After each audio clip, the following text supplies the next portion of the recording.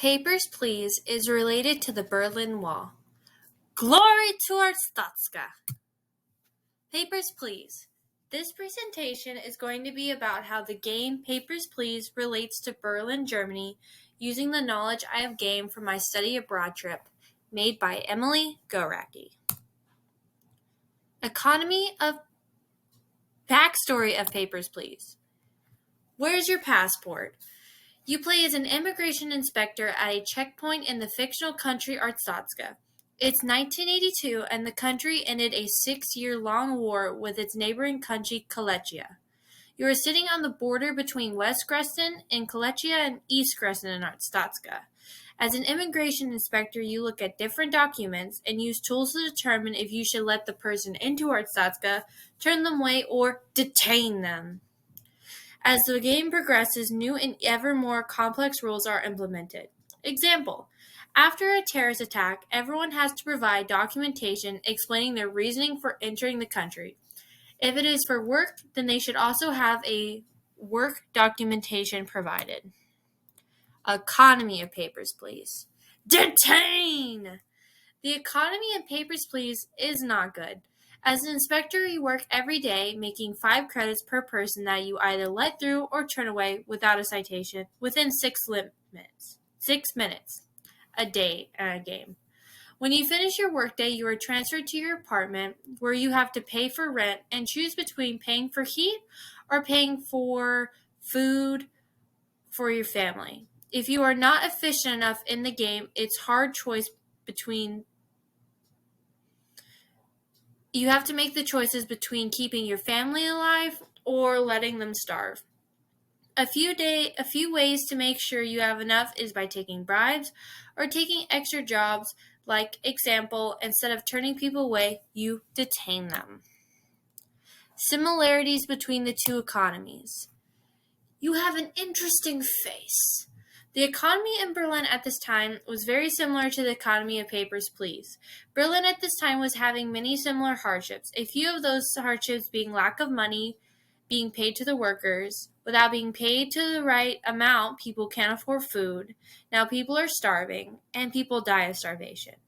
There were a few differences, however, on their economy.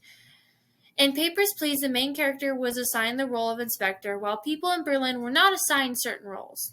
Another difference is that a civilian had the opportunity to become an inspector, while in Berlin, only military officers were allowed to man the checkpoint. Relation to the Berlin Wall. Matching data. The Berlin Wall was a wall built in 1961 by the German Democratic Republic to keep people in East Germany from leaving. The Berlin Wall stood about 14 feet tall with a death strip in the middle between two walls. In Papers, Please, a checkpoint box is connected to a wall representing the Berlin Wall. During the game, you have people in line randomly decide to scale the fence, throw bombs, or jump the fence and suicide bomb themselves. While there is not 2 walls in Papers, Please, the section after the checkpoint until you cross the street behind the officers is considered the death strip for the reasons listed above. The picture you see on the top right of the screen is a picture of the checkpoint in Papers, Please. People and the wall. Try again.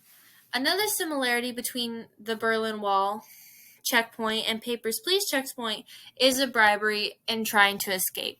In the game, you have different people with invalid documentations either bribing you with credits or place you in moral dilemmas by telling you that they have families to feed or that they're in danger. I compare this to the people who tried escaping either on top, around, or under the Berlin Wall. They are willing to do anything to be free, like the characters in Papers, Please. Checkpoint Charlie. Duration of stay.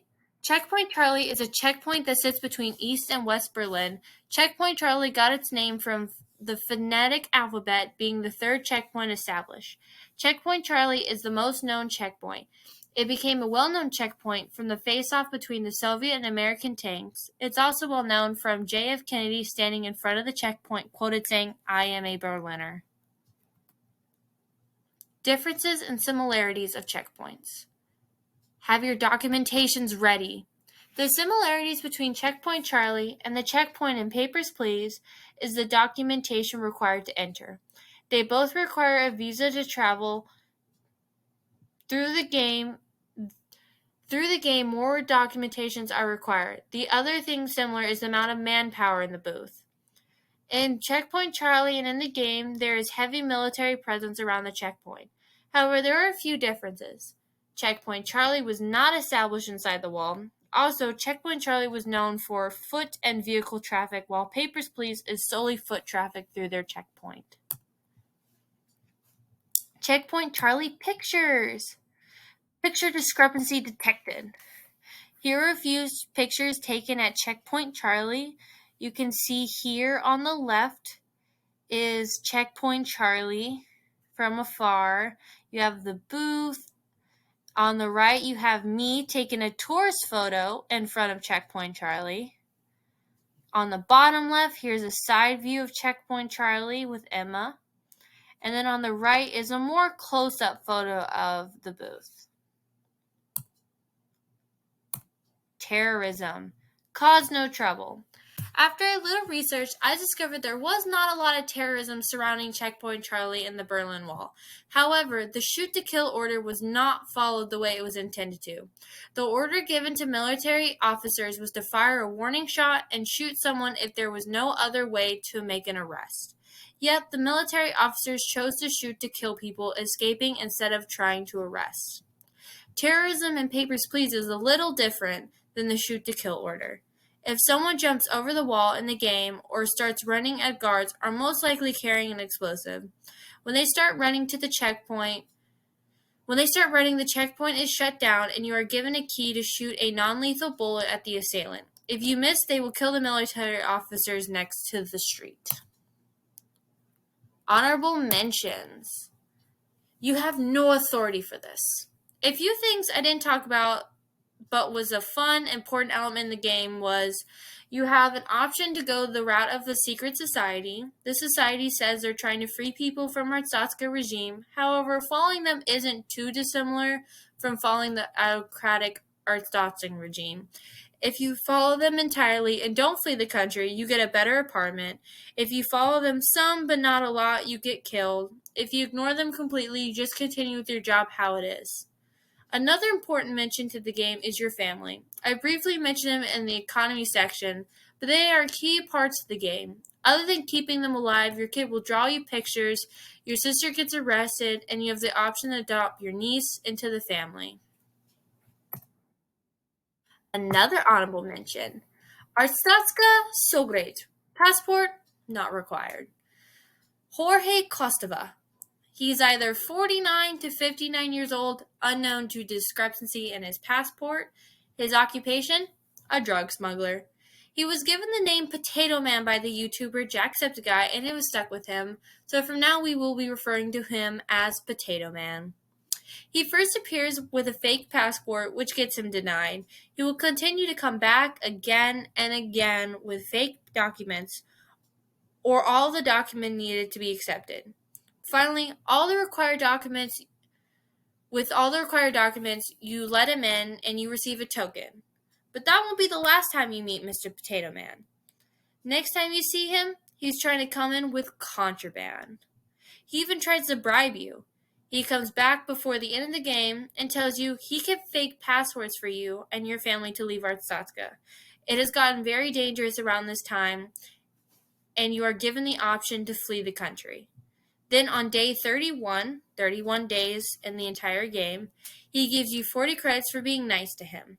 Jorge, I would say, is everyone's favorite character in the game. Even if you arrest him for smuggling drugs, he will still tell you that you're great at your job. On the top right, you have a picture here of Mr. Potato Man and a dialogue of him saying he has a passport and Arstotzka still best country for sure. Other games based on Germany. Cause no trouble.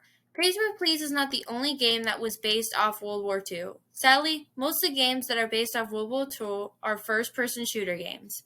The most famous of the games are Call of Duty World War II. A few other mentions of first-person shooter games are Battlefield, Medal of Honor, and Wolfenstein. There are a few other games that are based off World War II that are not first-person shooter games, like World Conqueror, which is a grand strategy, Heart of Irons, which is another grand strategy, Stylet Storm, which is a turn-based strategy game, and Strategic Mind, which is also a turn-based strategy game. Thank you!